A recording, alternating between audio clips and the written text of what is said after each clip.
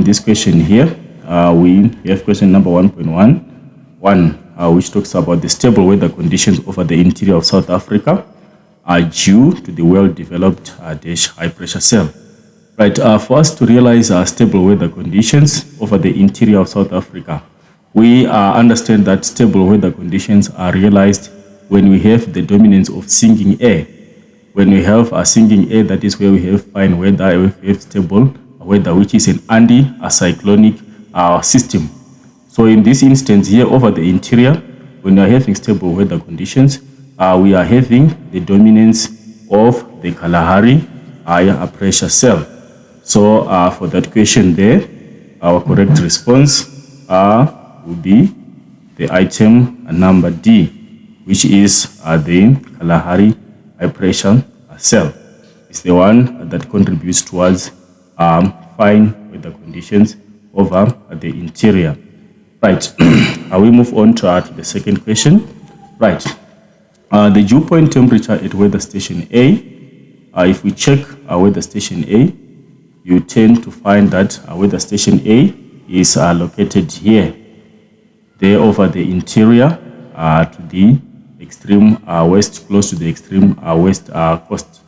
So the dew point temperature, we are talking of the presentation of temperature on the synoptic weather map.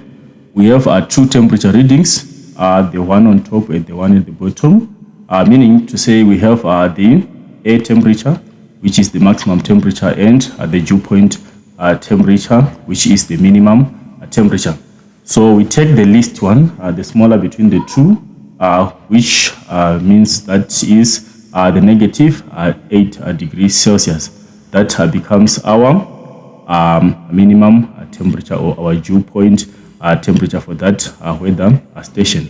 So our correct response in that question becomes response number item B, which is negative 8. Right, we move on to the next question, which is question number 1.13, which says the atmospheric air pressure at weather station B is dash hectopascals. Right, we try to check again on our synoptic map. We are seeing that station B is located here, and for us to figure out the pressure for this particular weather station here, it's not indicated for us. We need to use map interpretation skills. Right, we check the isobars closer to that station. Right, if we check our isobar here, we have an isobar with a reading of 1016 hectopascals, and we have our station B as we go to the north eastern direction. We also see that we have another isobar which crosses via this path here, which has got a reading of 1020.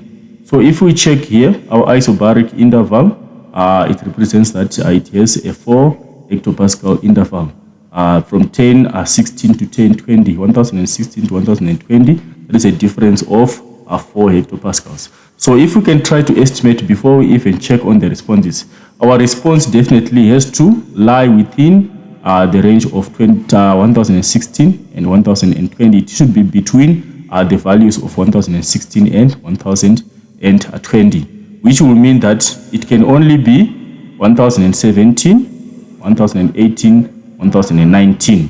Those are the possible responses for that particular station. So if we try to check on our responses here, definitely there's no response which coincide, or which is there are no two responses which definitely fall within the range of our responses expected.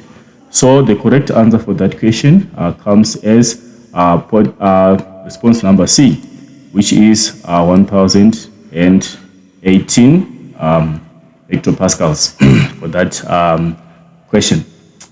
Then we move on to the next question, which is question number 1.14, right, which talks about the low pressure cell at sea. It's known as a dash low. Right. We go to our synoptic map and try to identify C. Our C is here. Right. If we see the location of our pressure cell there, we can actually see that the pressure cell is located along the coast, along the coastline.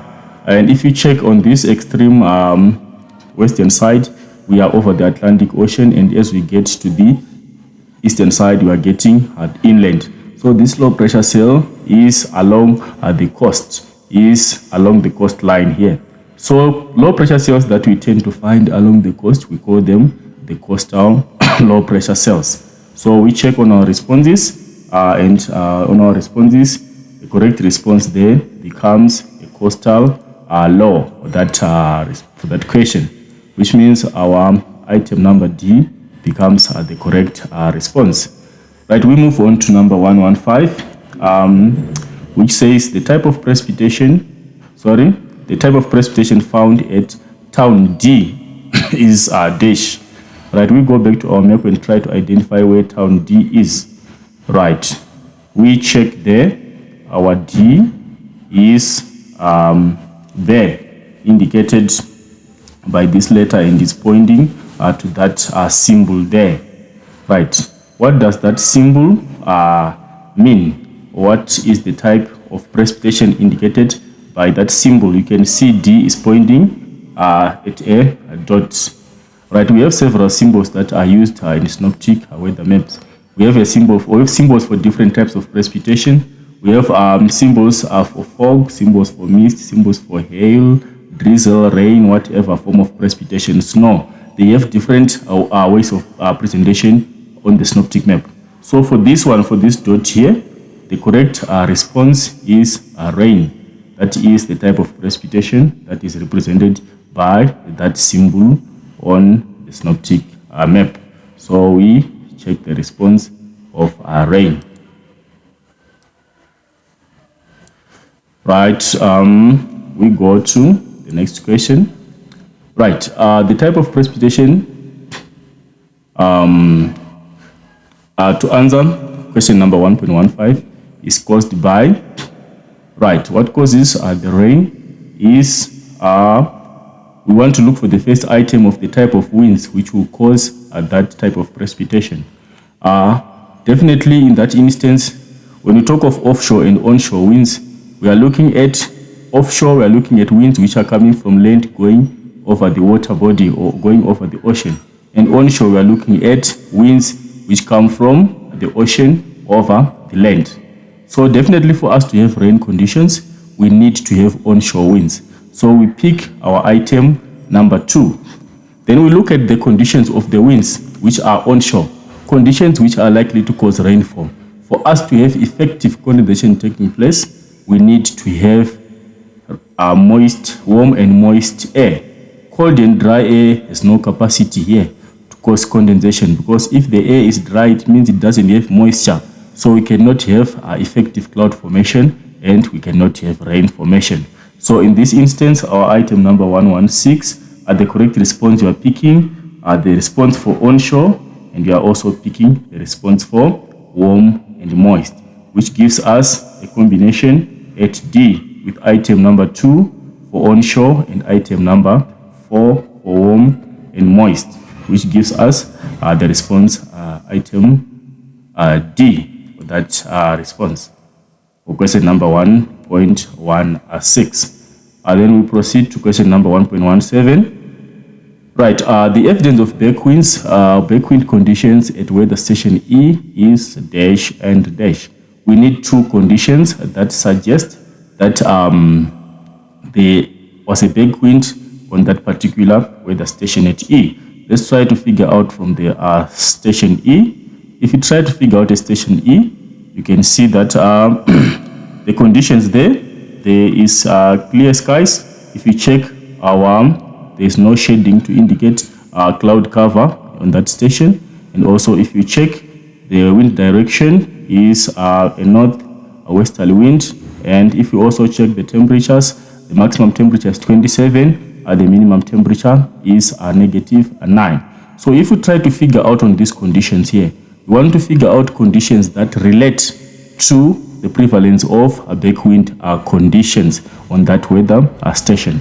We have noted that there is clear sky, there is no cloud cover here, and we have also noted that the maximum and minimum temperature is 27 and -9, and also the wind direction is a northeasterly or northwesterly wind and at 30 knots. Right, So if we go to our responses, we want to try and figure out the conditions that are most likely to have caused the wind, the conditions to be having back winds. Right. Clear skies, we have noted that the weather station is resembling clear skies. There's no shade which represents any form of cloud cover. It's a valid response. General winds, we cannot talk of general winds. We have seen that the wind speed was at 30 knots, which is not general in that instance, which means the response item number 2, we are phasing it out. Then we also talk of a large temperature range. If you see the temperature range on that weather station, we had a minimum of -9 and a maximum of +27, which resembles that there was a very big temperature range. There was a very wide temperature range of 36 degrees Celsius.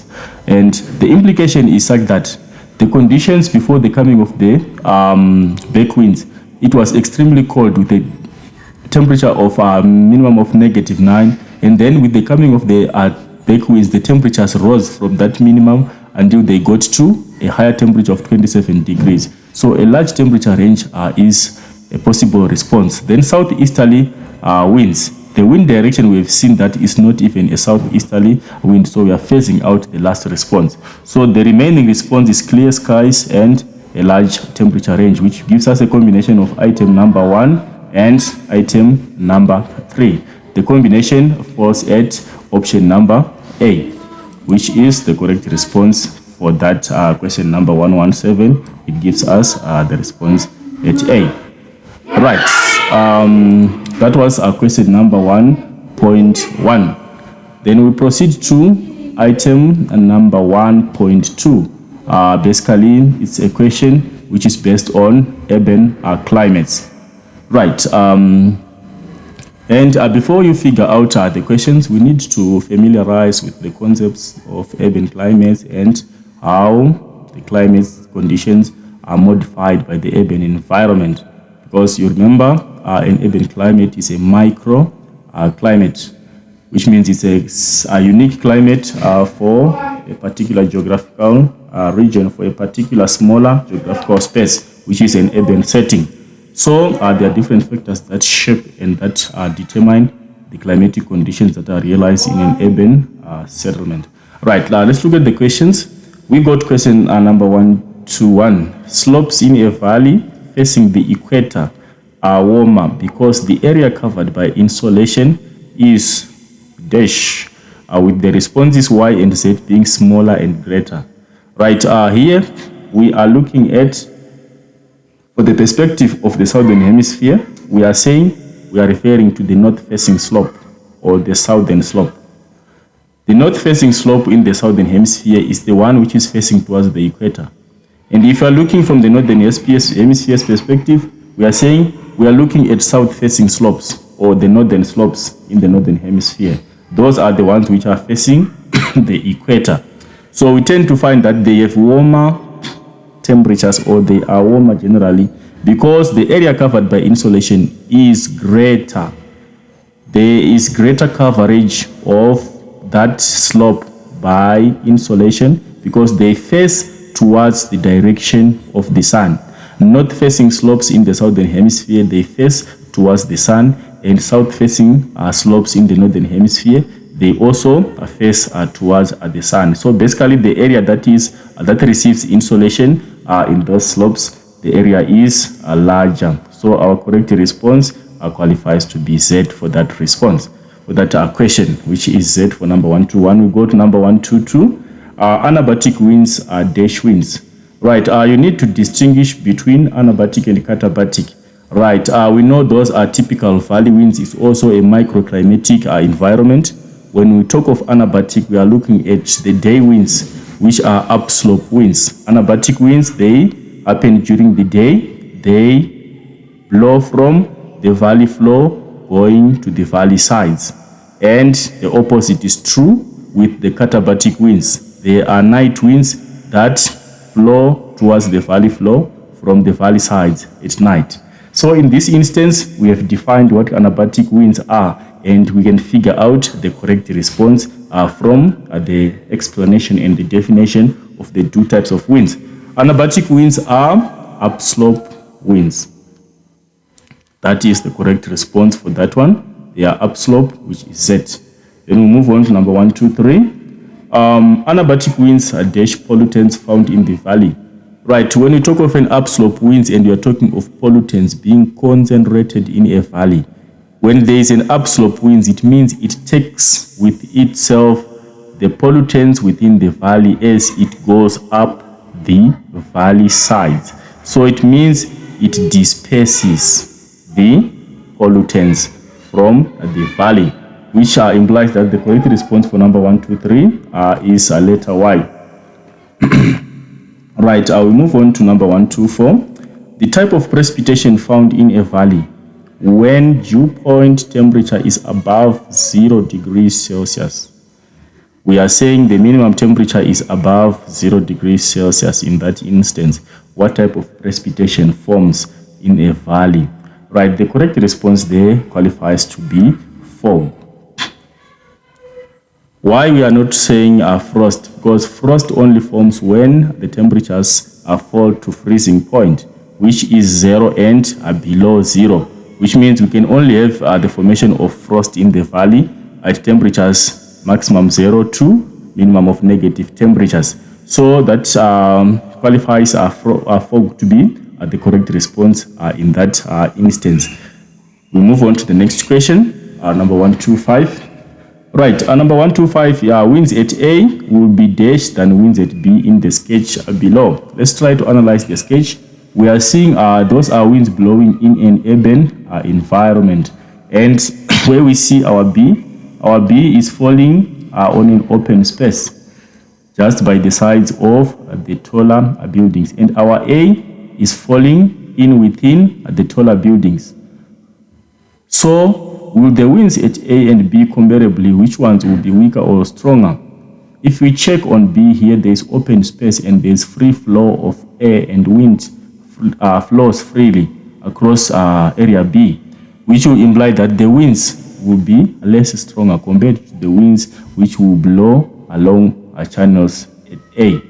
A is more of a channelized wind which are forced to blow in a given direction because of the barricade or the blockade which is caused by the buildings. So the winds will become stronger as they get concentrated and they get to be channelized towards a given direction. So they become stronger.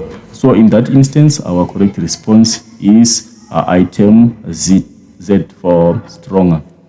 Right, we move on to the next question, which is question number 1.2.6. The main factor contributing to the heat island effect in the sketch below.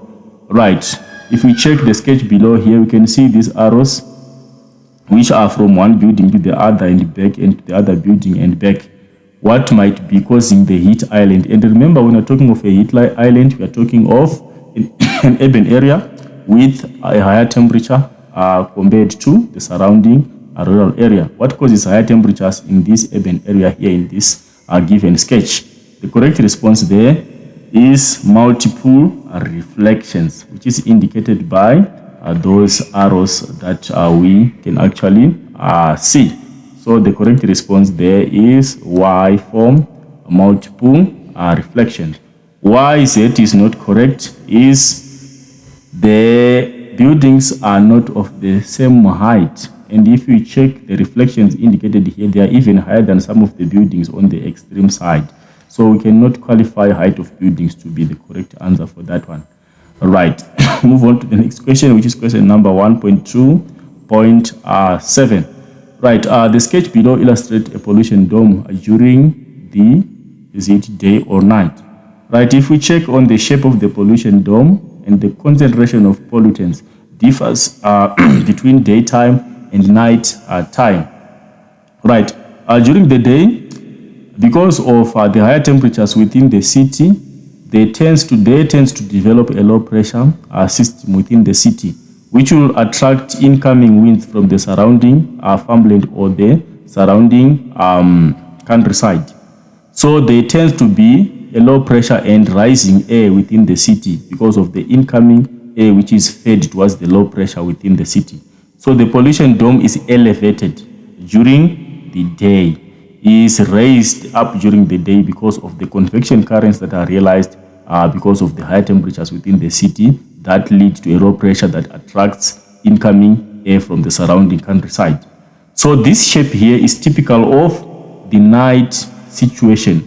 You can see that the pollutants are concentrated, and also the dome is having a unique dome shape and is just close to the tallest buildings in the city, which resembles that it's a night situation where we have a sinking air which will push the pollutants further down and closer to the buildings, and the concentration you tend to find that it's high at night than during the day. So that one, the correct response is the night pollution dome.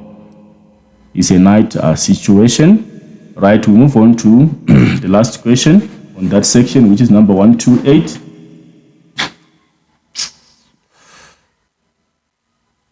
The type of pollution dome in question 127 is because of what causes that in relation to convection. Right, convection is low. There are no convections like what has been discussed earlier on. When you have convection, the pollution dome is raised and the pollutants are dispersed up into the upper atmosphere. But when there is low convection, it means the pollutants will become concentrated and the pollution dome will be lowered down. So it means there's low convection for that response. Right, that's the end of question number 1.2. We move on to the next question, which is question number 1.31. That is basically a synoptic, a satellite image on a mid-latitude cyclone, which is likely approaching South Africa. Right, the question is talking about point A here on the synoptic map. Right, you can see if we try to figure out this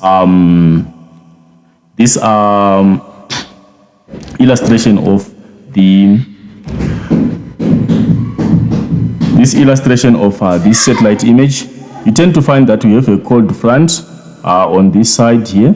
If we check, there's a cold front which is on this side. Let me try to illustrate and show how these two are relating. Right, the cold front is coming from this side, and you can see getting to A. Then we have a warm front on this part. That is basically how this weather system is like.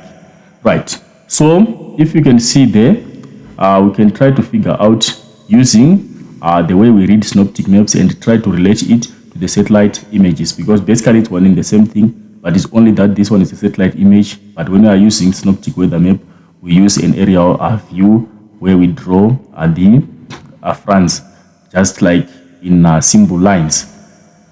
So what is happening here is the area A, which is marked here, you can see that area A is falling at an area where the cold front has caught up with the warm front.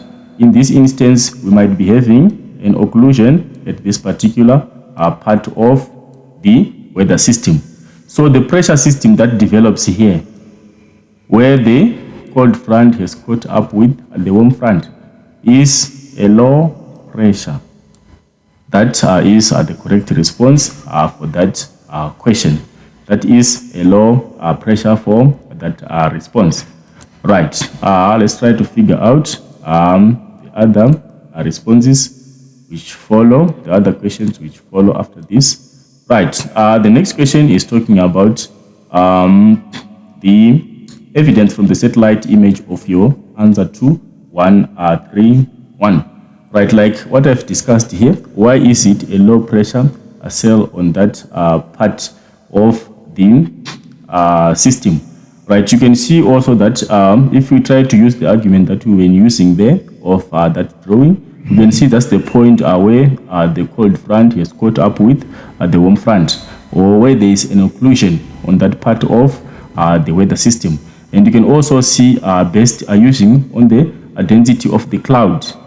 The cloud there, you can see that there is a dense cloud around that particular area, right, which resembles that warm air has been uplifted from that particular section, causing high condensation level on that particular part. Warm air has been displaced from the ground surface.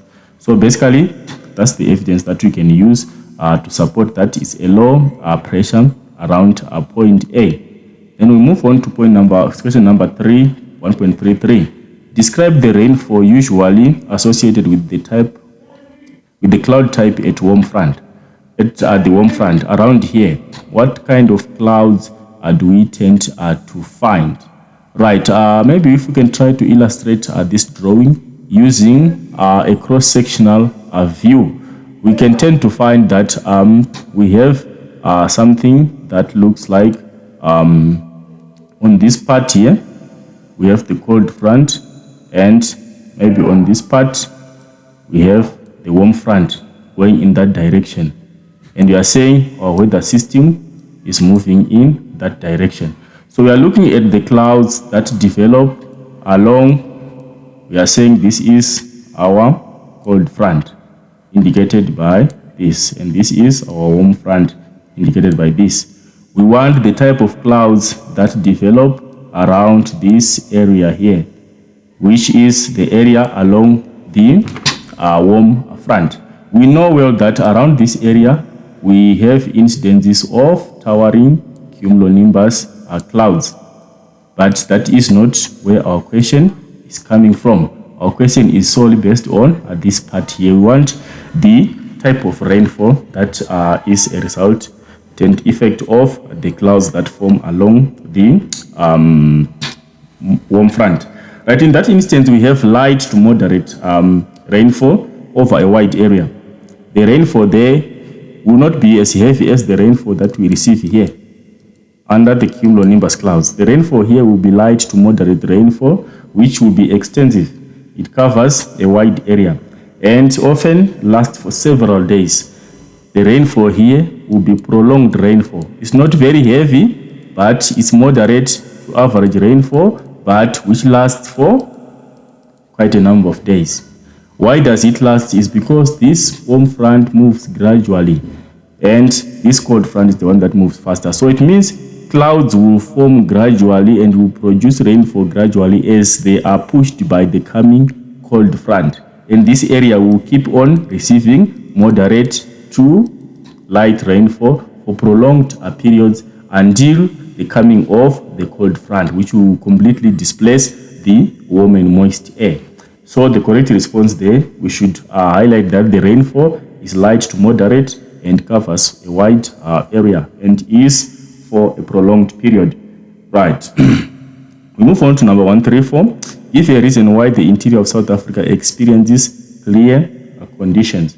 If we check on this map, the interior here is basically clear. Why is it clear in that instance? Right, we can relate to the coming of this weather system here. If we check this weather system, it's just very close to South Africa here, which means it's likely to impact on the western coast of South Africa.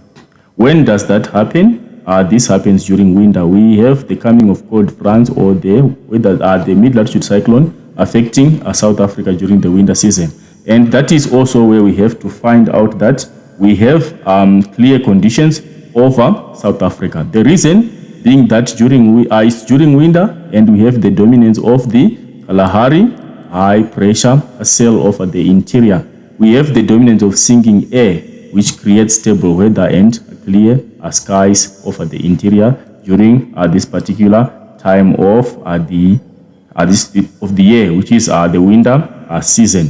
So basically, the clear conditions are attributed to the Kalahari high pressure cell, which causes stable conditions over the interior and giving us a clear skies. Right. We move on to the next question, which is question number 135. Right. In a paragraph of approximately 8 lines, explain how approaching cold front changes cloud cover and winds experienced at area B. We should make sure that for this question, you address the two aspects in the question. Address the aspect of cloud cover and also address the aspect of winds. Right. With cloud cover, when the cold front is approaching, it will ultimately cause increasing cloudiness of the area. Area B is going to experience an increase in clouds. And as time moves on, the clouds will become thicker and more extensive as the cold front approaches.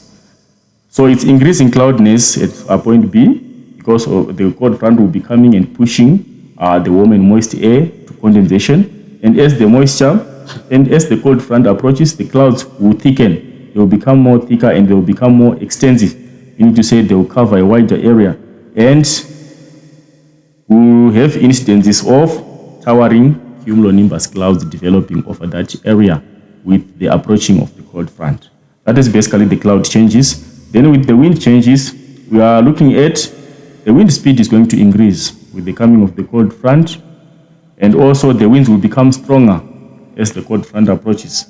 And with the near approaching of the cold front, we will tend to have gust winds when the front is just coming, and that will have a potential of causing harm with the coming of the cold front. That's basically how the wind is also going to change over that particular point B. Right, that is question number 1.3.5. We move on to the next question, which is a question on tropical cyclone Freddy. Right, this information provided here is an extract, and there is also an illustration of the path that was followed by that tropical cyclone. Right, we won't spend much time looking at the extract, assuming that the extract has been well understood. Right, let's go to the questions. Number 1.4.1, it talks about on which date did tropical cyclone Freddy hit Madagascar. I think that is basically extraction. The answer is there in the extract where it says tropical cyclone Freddy formed on 6 February in the Indian Ocean northwest. Right, tropical cyclone hit Madagascar on 21 February and Mozambique on 24 February. So basically our answer, we were worried about Madagascar. The answer is straightforward from the extract, which implies that the correct response is the 21st of February 2023. That is when it hits Madagascar. Right, number 1.42. Why was the impact of tropical cyclone Freddy more severe or destructive in Mozambique than in Madagascar? Why did it cause more harm in Mozambique than in Madagascar? Right, the reason there is the tropical cyclone, if we check, Madagascar is here and Mozambique is there, which will mean that for this cyclone to come from Madagascar to get to Mozambique, it has to cross through the Mozambique channel here.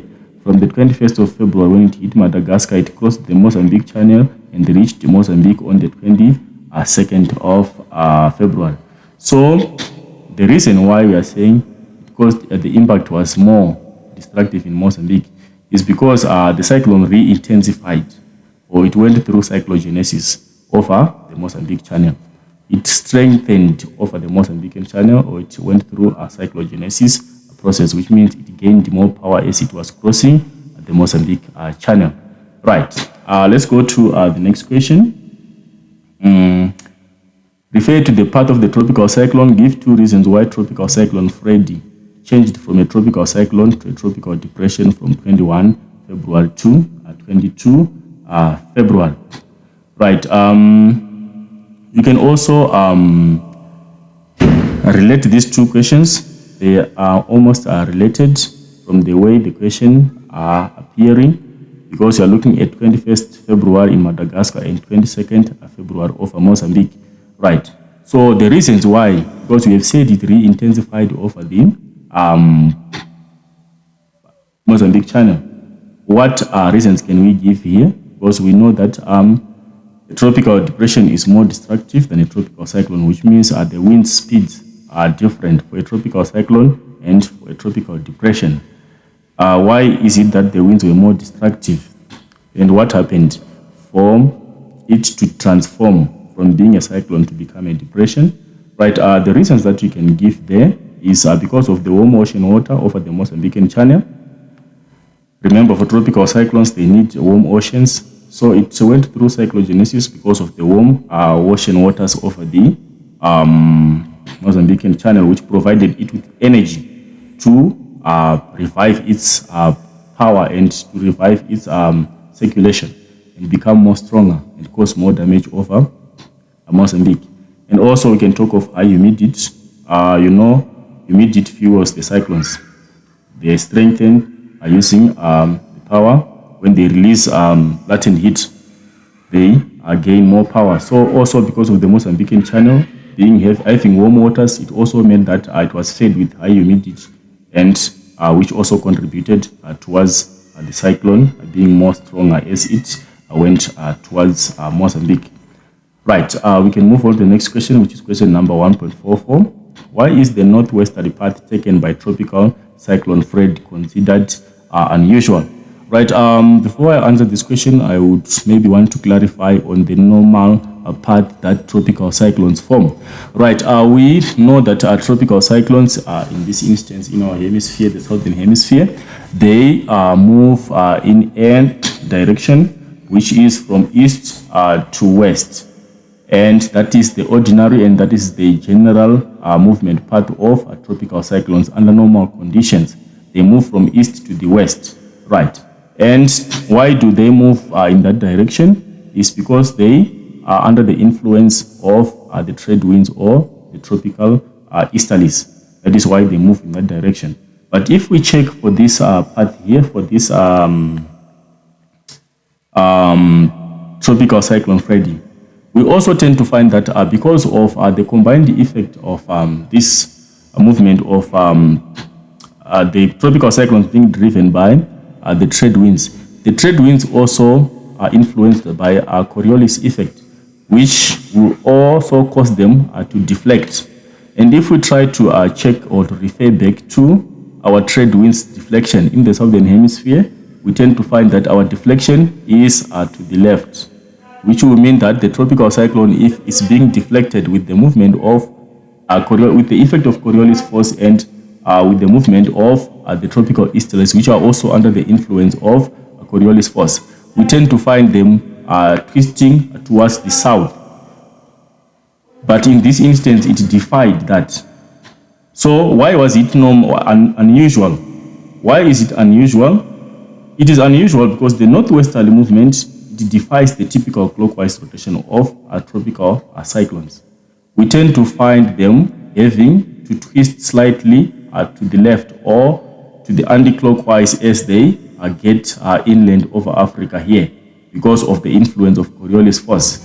But in this instance, it's unusual because it's going against that circulation, that rotation. It's defying that rotation, which means it's an unusual movement of that tropical cyclone.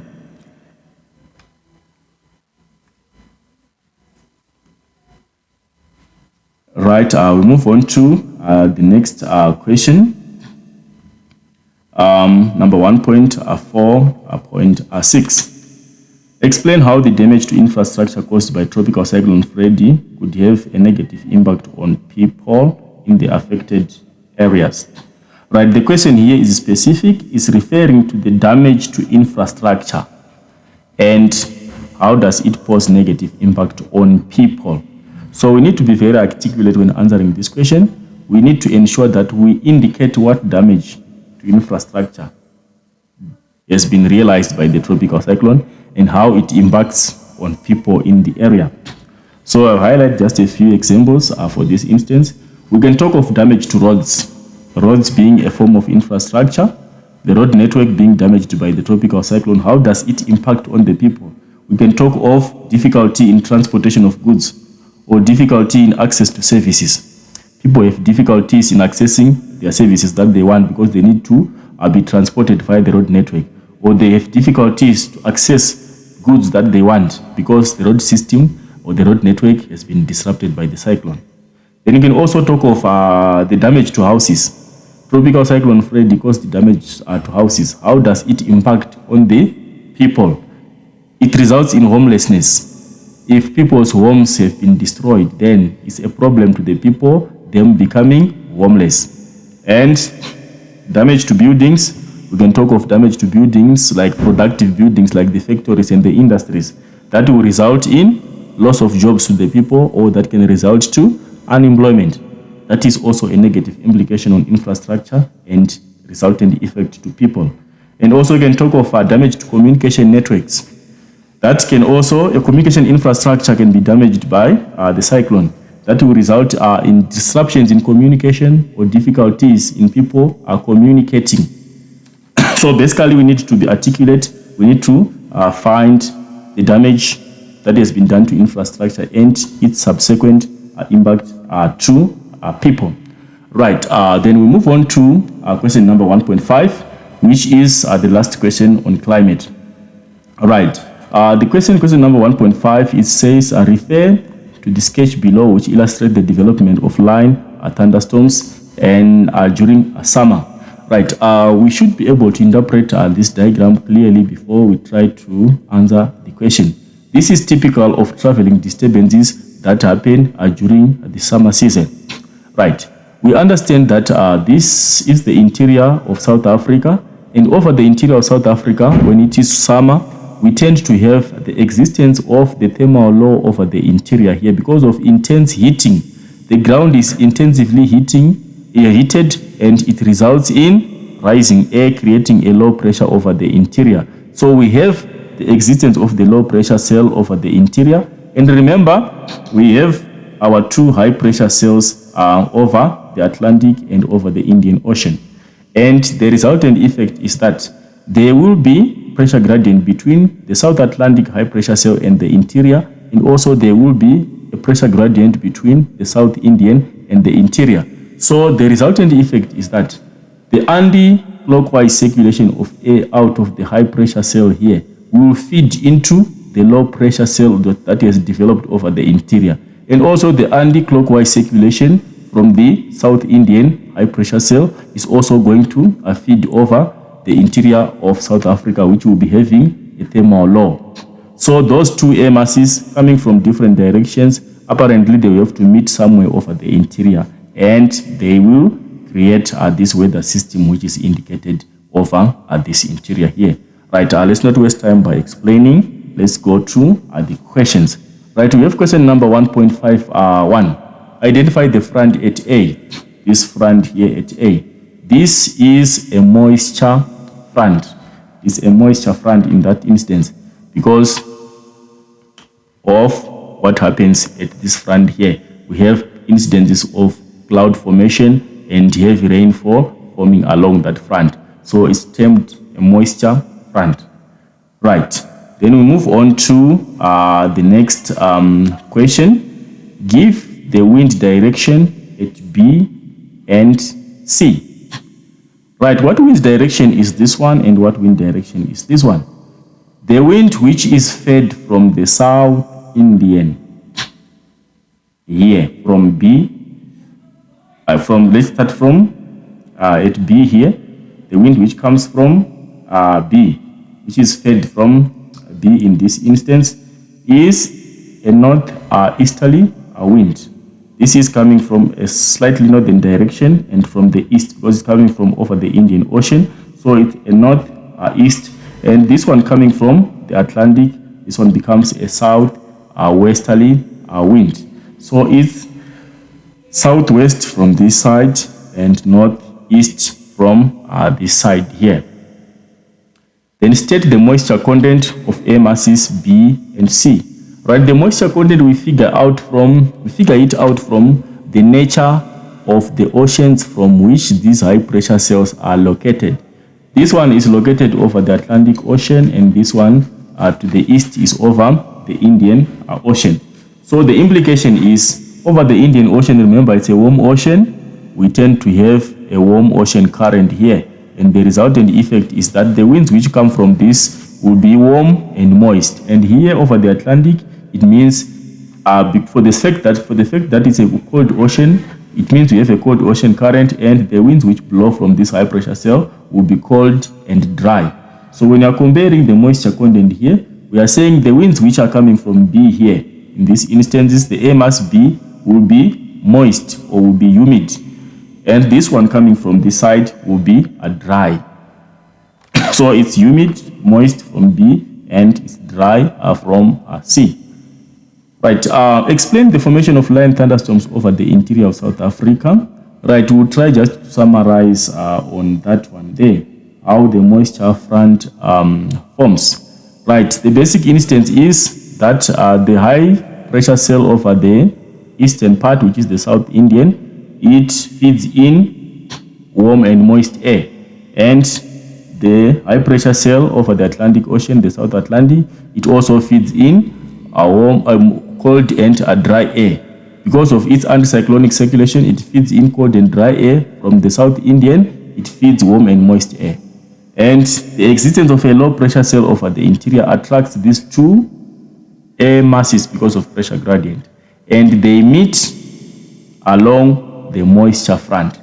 As these two air masses meet, we know well that cold air is denser than warm air. So at the front here, the air coming from the Atlantic Ocean, it undercuts the air coming from the Indian Ocean, resulting in an upliftment of the warm and moist air and formation of clouds on the side of the warm and moist air. So the front forms by that fact that there is air which is fed from the South Indian high, which is warm and moist, and air which is fed from the South Atlantic, which is cold and dry. They meet because of the pressure gradient created by the thermal law over the interior, and as they meet, because of the differences in density and the differences in temperature, they cannot mix. This one is cold and dry from the side, and this one is warm and moist. This one, which is cold and dry, it undercuts or it wedges under the warm and moist. That is how the moisture front forms. And the line thunderstorms will develop as a result of the development of the clouds. As this warm and moist air is forced to rise, it's going to create cumulonimbus clouds that will result in thunderstorms happening along the moisture front in a line, which we call the line thunderstorms. Right, let's move on to the next question. What is the positive impact of heavy rainfall associated with line thunderstorms on the physical or natural environment? Right, the responses here are just simple. We are looking at the implication of having moisture being fed to the natural environment. How does it impact?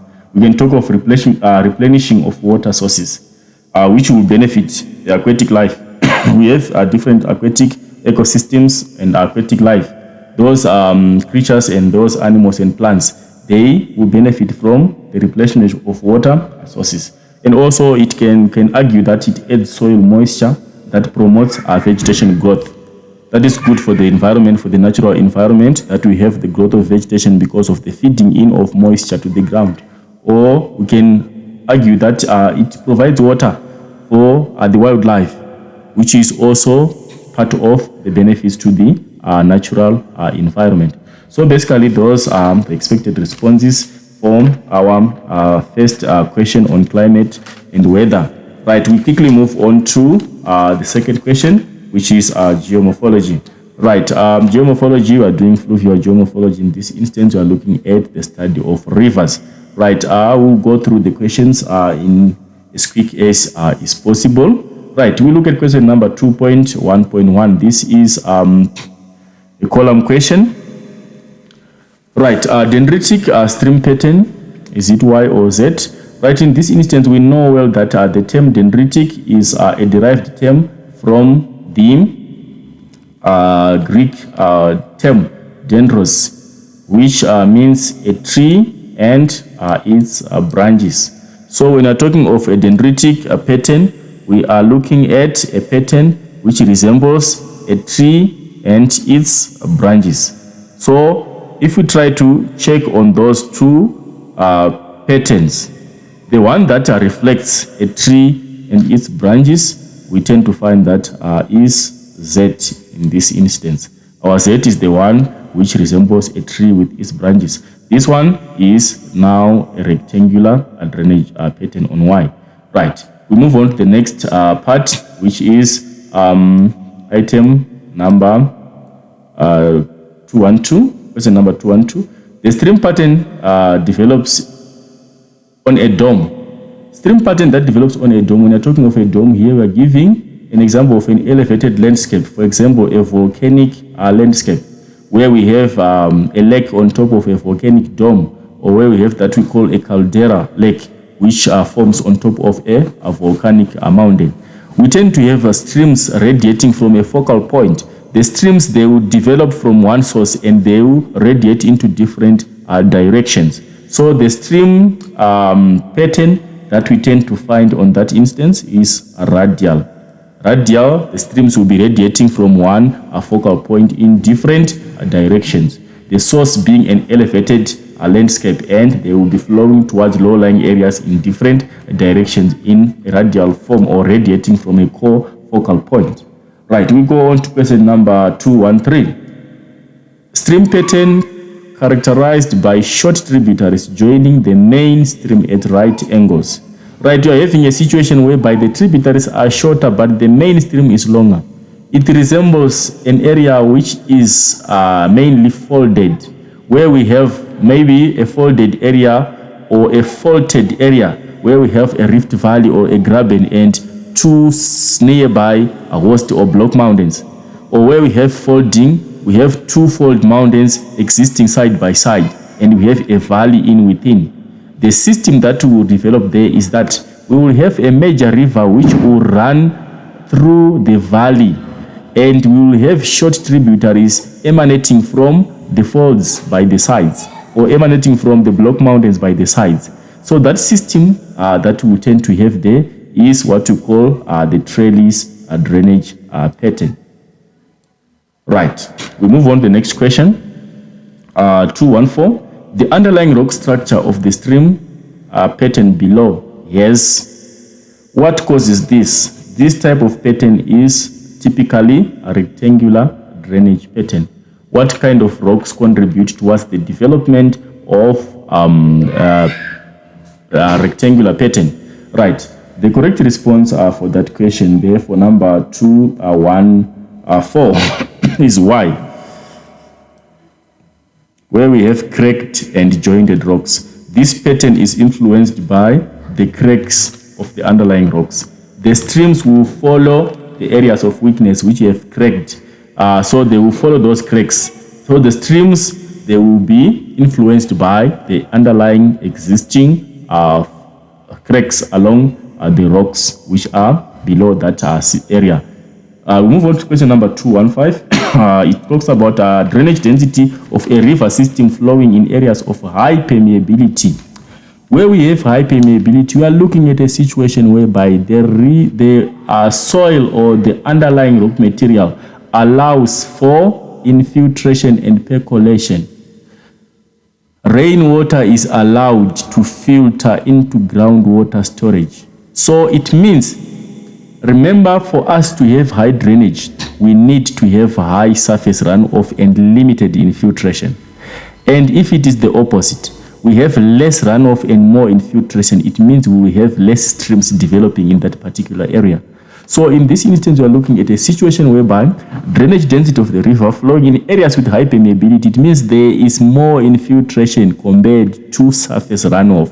So we tend to have limited number of streams developing in that particular area. So the correct response for number 215 is low. We'll have a low density in that area. We have limited streams. Right, let's move on to question number 216. Question 216 is on stream ordering. Right, the stream order at X. Right, before we even answer that one, let's try to elaborate and try to simplify how we come out with the stream orders. Right, I will try to illustrate and show how we do the ordering of streams in the basin. Right, number 1 plus number 1 is stream number 2. Get number 2 plus number 1 is maintains number 2. We get number 2 plus number 2, it gives us number 3. Then if we have number 3 plus number 1 is number 3, and number 3 plus number 2 is means number 3, and if we have number 3 plus number 3, we get number 4, and so on, going in that order. That is how we do our stream ordering. So I will try to label those streams. Right, a number one stream in a drainage basin is an independent stream without a tributary. So we tend to find that this is number one, and this is number one, this is number one, number one, number one, number one, number one. Those are number one streams in that particular basin. And number one plus number one here means we have number two from this confluence here. And number one plus number one, it means number one plus one here. From this confluence, it means we now have stream number two. And number one plus number one in this instance from this confluence, it means this one is now number two. And let's go back to this confluence here. This is number two plus number one. The order does not change. It's still number two. Then we are going on to number two plus number two in this instance. We are moving on to the next order, which means after this confluence, we have stream order number three. Stream number three plus number two, the order does not change. It remains three here after this confluence. So the correct response here is Z. That is the correct order for that particular point X in that drainage basin. Right, we move on to the next question. Characteristics of first order streams in a drainage basin. Is it straight and short or straight and long? Right, first order streams, they are not long. A high order stream is the one which is longer. Like for example, if we check here, stream order number 3 is starting from here going all this long. But stream order number 1 is just from here to here. Or if you check this one just from here to here, here to there, this becomes a shorter stream. It's straight and short, right? So the response here is Y, for number 1, 2, 7, right? We can move on to the next question, which is number 2.2. Quickly is on the concept of stream piracy or river capture, right? It has river R to the extreme west and river Q to the extreme east. Then there's a watershed in between. Then all those processes happening there. Let's quickly go to the questions. We want to answer the questions as fast. Right, number 2.2.1, it says the sketcher illustrates A or N. Is it a longitudinal, plan, oblique, cross profile? Right, this one here, it qualifies to be a plan view. We cannot say it's a longitudinal because the longitudinal profile shows the gradient of the river from its source to its mouth. And in this instance, it's not one river. We're looking at the river R, river Q here, and river S, which later developed after the process of river capture. So this qualifies to be a plan view in that instance. Right.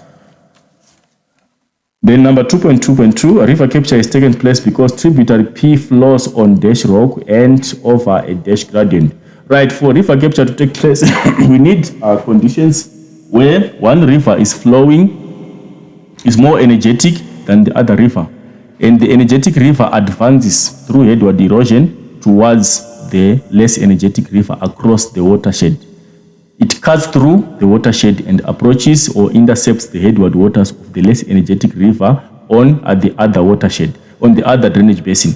And remember, the energetic river is usually the one which is on a lower ground, which is less elevated. It cuts through headward erosion until it cuts through the watershed until it intercepts the headward waters of the less energetic river on an elevated platform. So in this instance here, if we check our river tributary number P, if we try to figure out using that argument, we can say the nature of rocks. For this river to effectively erode headwardly, it needs to flow over softer rocks. So item number 1 qualifies, we disqualify harder. And what kind of gradient here? The gradient for this river to be energetic, it needs to flow over a steeper gradient. It approaches a river which is high-lying so that it erodes headwardly across the watershed and be able to reach the other drainage basin. So item number 2 for harder and item number 4 for steeper gradient are the responses which are relevant to that question, and the combination comes with letter option B, which is item 1 and item 4. Right, we move on to tributary, question number 2.2.3. Tributary P, as illustrated in the sketch, is a dash stream. Right, the labels for this water, let's just label all the aspects here. river R and river Q. Right, this tributary P is the one which intercepted the headward waters of river Q. So it means this one is the captor. Captor is the one that intercepts the water. Then this one is the captured. And where the stream pirates took place, this particular point here, the bend around here, this is what we call the elbow of capture. Then this river here, which continues after river capture, is what we call the beheaded stream. And then this part here, which marks a gap between the old river which was feeding into this one and the new river starting from here, is what we refer to as the wind gap. So basically, those are the concepts related to stream piracy. We have the captor, the captured, we have the elbow of capture, we have the wind gap, and we have the beheaded stream. Right. So if we are going back to our question, stream P, we have illustrated and we have labeled everything on that particular section of the river capture process. Tributary P qualifies to be the captor. It has captured headward waters of the stream on the other drainage basin. Then number 2.24, the process in which tributary P lengthened its channel by cutting through the watershed is known as. Right, the process that aided tributary P to cut through, that what kind of process is that one? That one is headward erosion. Right, remember we have three basic types of erosion that takes place within the river channel. Right, we have headward erosion. Headward erosion is responsible for lengthening the river channel, is the one that is responsible for making the river longer, which means it happens at the source of the river. The river source keeps on migrating towards the watershed. It migrates, meaning to say the length of the river will keep on increasing. That is headward erosion. Then we have vertical erosion. Vertical erosion is responsible for deepening the river channel. The channel becomes deeper through vertical erosion. Then lastly, we have what we call lateral erosion, which is sideway erosion. Sideway erosion is responsible for widening the river channel. So basically, those are the three types of erosion. So relevant to this question here, our type of process which is responsible for making river tributary P be able to cut through the watershed, it was aided by headward erosion. Right, we move on to the next question. Feature T is known as A or N. That is question number 2.25. We have already discussed that. That bend is called the elbow of capture. Right.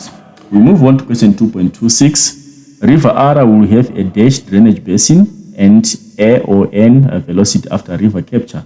Right.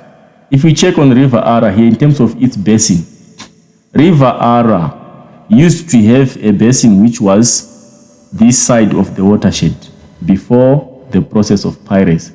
But now its basin is now extending going towards there, because this part of river Q is now part of its basin because it's now being drained by this same river here.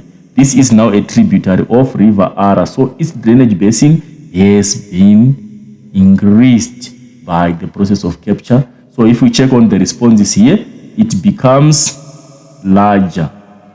And the velocity, how does the velocity of the river, how is it influenced by the process of capture? If there's more water in the river channel, it means the river has more energy.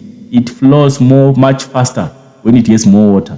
So it's larger and an increase of velocity in that river. So it's the correct combination is item number 2 and item number 3. Item number 2 and item number 3, they come on number 2.26, item option number 6. That is the correct response. We move on to the next question. Refer to area U on the sketch where the river rejuvenation occurred. To answer question 227, 228. River rejuvenation occurred due to A or N and dash erosion that took place. Right, river rejuvenation. Some of the causes of river rejuvenation is isostatic uplift, which is indicated Increase in volume of water, yes, is also a cause. We can also talk of other causes, like an increase in the rainfall received in the area is also a cause or a contributing factor of rejuvenation. But in this instance, our cause is direct. The rejuvenation or the revival of the river's erosive power is being contributed to by the increase in the volume of water. There has been stream piracy, and this stream piracy is contributing towards the increase in the discharge of that particular river, which will also imply that its erosive power is going to be revived. So it's increase in the volume of water, item A. We are cancelling item number 2. Then, what kind of erosion happens if a river is rejuvenated? When a river revives its erosive power, it regains energy to cause vertical erosion. It regains power to erode vertically and deepen its channel. That is why we tend to find that we have the development of landforms like valley in valleys after rejuvenation. The meanders, the entrenched meanders rather. The entrenched meanders, they are a result of incision by the river, which will mean that the river will be deepening its channel through vertical erosion. Or where we have the paired terraces, those terraces are realized because of the development of a channel in the old channel. So it will mean that the river will be regaining its capacity to cause vertical erosion. So the correct response is item number 1 and item number 4. Those two responses, they correlate at item increased volume of water and vertical erosion. Increased volume of water is item number 1 and vertical erosion is item number 3. 1 and 3, which means the correct response there should be item number A, response A. Right, we move on to the next question. The resultant landform most likely to form after rejuvenation in area U is A or N. Right, let's go to area U and try to analyze what landform is likely to form. This area marked U here, you can see this river, if you can check, the river is winding, is meandering around this area. So when there is rejuvenation, the river rejuvenates and already the channel was meandering. What is the likely landform that is going to form in that particular part of the river? Definitely the correct response here, we are going to have the incised meanders are forming over that area. Right, that is question number 2.2. Let's quickly move on to the next question, which is question number 2.3. Question number 2.3 is based on the longitudinal profile of two rivers, river X and profile X and profile Y. Right. The first question is talking about what is longitudinal profile. Longitudinal profile, we can simply define it, though it can be defined differently according to your way of understanding, but we should address the basics. I can define a longitudinal profile of a river as the gradient of a river from its source to its mouth. How the river looks like along its course from where it starts until where it ends. That is the longitudinal profile. Right. Then we move on to the next question. Number 2.3.2. A is known as this A here. What is it known as? That is a permanent base level. If you can see here, it's starting from the sea level, so that becomes a permanent. That river cannot erode below that point. If it gets that point, it attains a grade. It can never go below the level of the sea where it is feeding into. Right. And give an example of a natural temporal base level of erosion that could develop at the neck point. At the neck point, we can have a lake developing here. It can be a feature of a temporary base level. Right, I will move on to the next question, number 2.3.4. Which profile X or Y is graded? When we talk of a graded profile, we are looking at a profile which resembles a smooth concave shape of the river's longitudinal profile from its source to its mouth. So if we try to check between these two, the one which is smooth concave is profile Y. Then we'll move on to the next question. Give a reason for your answer. I think I've already explained the answer. Why am I saying Y is a graded profile? Y resembles a smooth concave shape from the source of the river to its mouth. And then explain how the profile above the graded profile developed. Right. It is attained because of an equilibrium or a state of balance. For us to attain a grade, it is attained after the river attains an equilibrium. The rate of deposition, the rate of erosion is equated to the rate of deposition, which means whatever is eroded and whatever is deposited is the same, which means the river will maintain a smooth shape throughout its course from its source to its mouth. So basically, when I'm explaining the formation of a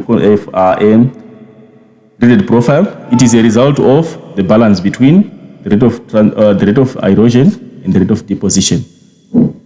The material that is being eroded is equal to the material that is being deposited along the river channel, which will mean that the river will maintain a smooth concave throughout its profile. Then number 237, draw a rough cross profile of the river valley at B. Right, if you check point B here, we are very close to the source. We are still in the youthful stage of the river. If you are drawing the cross profile, you should ensure that your drawing should resemble, let me just simplify, a simple drawing which might be relevant. Right, we are saying the river will be having something like a profile like something like this. Right. What happens with this profile is the profile should have a narrow valley, and the valley should be deep. Those are the basics that should be addressed by that part, because the river is still in its youthful stage. It's still in the youthful stage where it is eroding vertically. It will mean that the river will have a deep valley. The valley will be deep and will be narrow. The river will still be in the young stage or in the youthful stage. So basically, you can draw a profile which resembles something like that. A river which has got a narrow valley and which is deep. That is typical of a river. And also the discharge of the river will be very minimal. It will be having limited discharge because it's just in its youthful stage. Then give reason for the shape of the cross profile. I think I've explained before I answered before getting to the question. The reason why we have a narrow and a deeper valley is because the river is predominantly eroding vertically, and also the river is still in its youthful stage. That is why the river valley is still narrow. There is less discharge in that particular, and the type of erosion does not allow for the widening of the river channel, but rather it concentrates on the deepening of the channel. Right, we move on to the next question, which is question 2.4. Right. Number 2.4 is based on a sketch of a fluvial feature along the river channel. Right, before we look at this, let me try to explain the aspects of this diagram here, so that when you're answering the question, it becomes clear. This part of the river here, this fluvial landform, is what we call a meander. It's a bend along the river channel, which is in the river's lower course. I think you can see that the sea is illustrated here. The river is getting into the sea and it's winding its channel. The channel is winding. In that instance, it's bending. And along these bends, we have what we call the outer bend of the meander and the inner bend of the meander.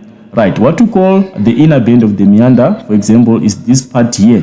This part A is what we refer to as the inner bend. And also this part here is the inner bend. And this part here, we labeled B, is the outer, and this is also the outer bend of the meander. So what happens is, as water is flowing past the bend, we tend to have that flow velocity of water here is much faster. The water flows faster. The water which goes via this outer bend will be much faster than the water which goes via this inner bend. The water here will be slower, we're having slower velocity, and the water here will be having a higher velocity. The same happens as the water is going again via past this bend here. There is fast velocity on this part. The water flows faster, and the water which comes via this side will be flowing gradually. That is what happens along the bend there. So this is what we call the outer bend, and which we call, this is the outer part of the bend, and which we call geographically the undercut. It's called the undercut of the meander, and this is called the slip off. It's called the slip off slope of the bend. Yeah, right. These are the two parts of the meander that we are going to look at. And because of the limited velocity here, we tend to find that there is deposition taking place. Remember, whenever the energy to transport a load the force below the minimum required to transport that load, the river will deposit the load. If the energy required to transport, the minimum required to transport a load is not reached, the river starts to deposit material. So it means there is deposition which takes place here because of the limited velocity of the water, and here, because the water flows fast, it tends to erode this outer bank here. This bank is eroded and is undercut. That is why we are calling it undercut. It means it's being cut by erosional processes happening. And the material being taken here will be deposited on the inner bend where there is limited velocity. That is what happens along the river channel and along a bend in a river channel. So from that discussion, I think we are able to figure out the responses to the questions which will follow. Right, we'll quickly go through the questions and figure out the most probable responses. Right, number 2.4.1. The fluvial landform or feature illustrated in the sketch above. In the sketch is, we have already highlighted the correct response. That one is a meander. It's a bend along the river channel. Then we go to question number 2.4.2. Give a characteristic of a river in the lower course in which this fluvial feature named above develop. We are looking at features in the lower course. What are the features of a river which is now in its old age? Right. The river there will be having a wide channel in the lower course. It's one of the features. It has a wide channel, and also the discharge volume is high or is large. The river has got very large volume of discharge. And also there is slow velocity. The water is generally slow in terms of its velocity. And also, if you can check, the river is shallow. The river becomes shallower because of increased deposition. So basically, those are some of the features that you can figure out. The river is shallow, and there is slow velocity, and also the channel is wide, and there is a larger volume of discharge. Right, that is what happens in the lower course of the river. Then we can figure out question number 4.243. Explain how gradient influenced the development of the fluvial landform in the sketch. How do meanders form in relation to the gradient? Right, what you should know that is the gradient of the landscape where the river is going towards its mouth in the lower course. The gradient is almost general. It's general to almost flat. The river will be flowing over gently sloping landscape. What is the implication of a gently sloping landscape towards the formation of the meander? What will happen is the river will be flowing over a gently sloping landscape, which will also imply that the velocity will be lower in that particular landscape. As the velocity is lower, the river will start to deposit load. It will start to deposit sediments along its channel. And at the end, as the river deposits some material or some silt material and sediments, it starts to wind. It means the river will be blocking its own channel. And as it blocks its own channel, it has to wind to find its way, avoiding the deposits that it has made in its own channel. And as it winds, remember we are talking of what happens on a bend. Whenever the river creates its own bend, it will mean that water which goes to the outer part of the bend will be much faster than water which goes towards the inner part of the bend. And at the end, those processes are going to further and further, and the meander will migrate, the outer part of the meander will migrate, creating a pronounced meander or creating a pronounced bend. Cycles of erosion on the outer bend will continue, and the material that is eroded there will be deposited on the other side. And at the end, you tend to find that the river will create a pronounced bend because of that process. So it starts from the gradient of the landscape, it's gently sloping, leading to low velocity of the river. Because of low velocity, the river deposits material and deposits sediment. As it deposits sediment, it starts to wind, avoiding such sediments. And as it winds, remember there is undercutting that is going to take place as it tries to avoid the load which it has deposited in its own channel. So it means the outer part where it is trying to avoid the load is going to be undercut by erosional processes, and the material is going to be deposited on the inner side where it is avoiding. And that process repeats itself until the river has a winded channel or has a meandering channel which is bended. That is basically how we can figure out how the meanders develop from the gradient of the landscape in the lower course. Right, refer to cross-section X and Y and the fluvial landform features above. Identify slopes A and B. We have already mentioned that. Slope A in that instance, that is a slip-off slope on the inner bend of the river where there is deposition. It's called a slip-off, and slope B is the undercut, which is a slope dominated by erosion on the outer bank of the river. Right.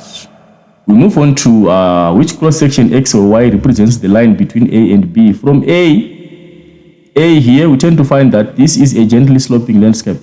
It's more of a convex slope from A going to the river channel, and here it's more of a concave which bends inwards. It's an undercut slope. So if you try to figure out from those two, you tend to find that the slope is gentle from beginning at A, it gets into the channel, then it becomes steep as we go towards B. So the reflected cross-section of that channel is the one illustrated by Y. In that instance, is Y from A to B. Right.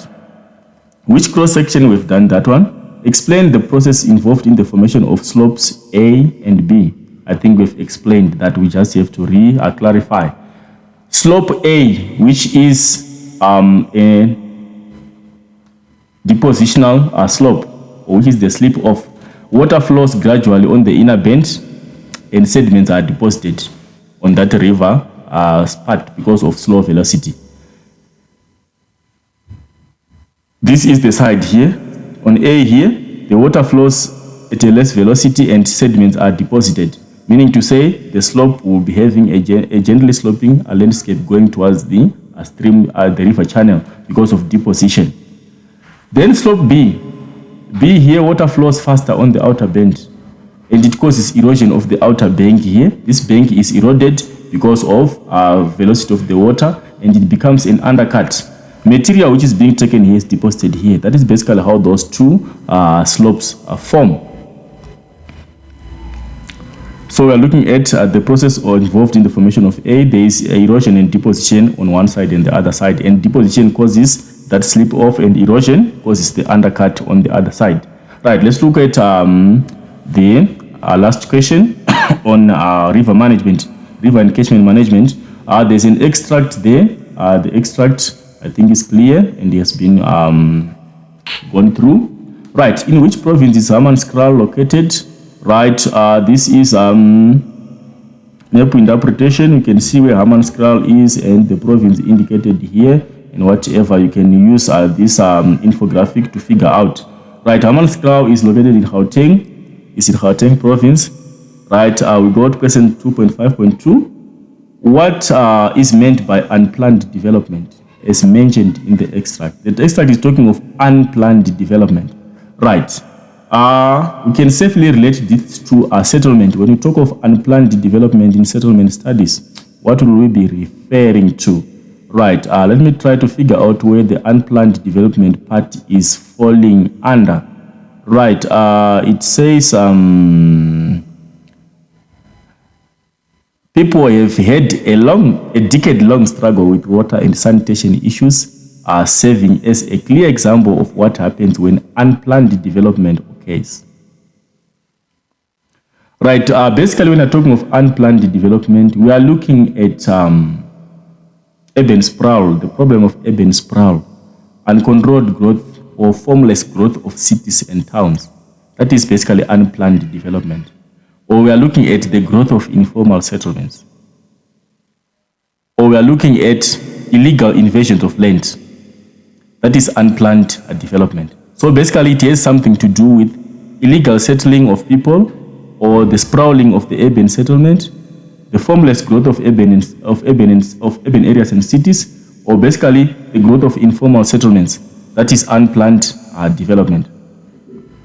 Then give two consequences of unplanned development according to the extract. Right, the extract talks about there are frequent leaks. There are frequent leaks in the water supply or in the sewerage systems. That is one consequence. Then the other consequence is disruption in water supply.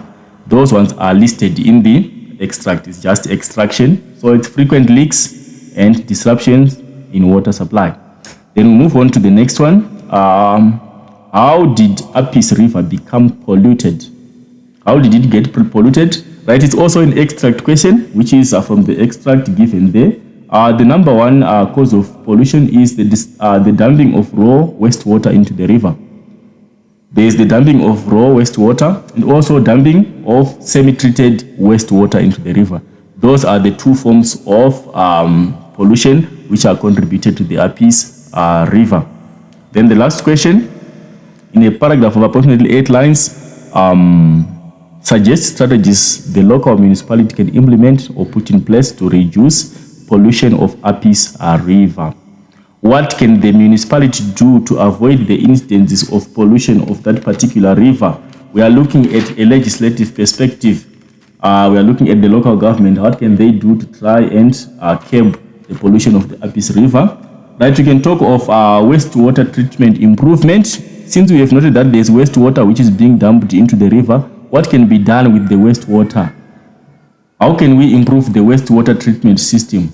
So we can upgrade existing systems, upgrade the existing water treatment system, or we can do regular maintenance of the water treatment system so that we do not have disposal of untreated wastewater into the river or semi-treated wastewater into the river. That is number one. Then we can also enforce legislation. We use the ruthless hand of the law to curb the problem. Enforcement of legislation by imposing penalties for violators. We can impose hefty penalties for those who cause pollution of the river.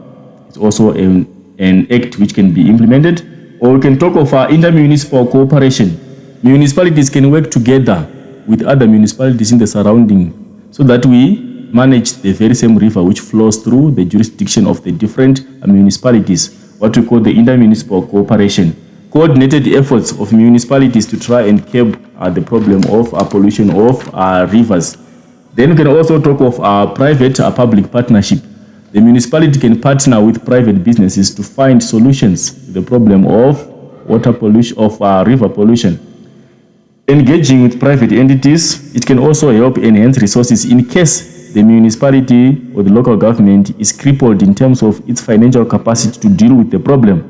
It will imply that if they engage private partners, they might also chip in with financial assistance that will help us solve the problem of the pollution of the water sources. And also with knowledge, we might also tend to find that there might be private entities that will cooperate expertise towards the solving the problem of the pollution. And also we can promote public awareness. One of the major reasons why people pollute rivers is because of lack of knowledge on the implications of polluting rivers and the resultant effects thereof when they pollute the rivers. So people need to be educated on the importance of river conservation and impacts of pollution. It's also a way that can be implemented to curb the problem. Then we can also talk of the protection of riparian zones. We can implement buffer zones around the rivers to limit development close to the rivers. We can fence the rivers so that we limit development close to the rivers, and also we limit unwanted activities happening close to the river. It's also an act that we can put in place along the rivers or along the wetlands. We can buffer.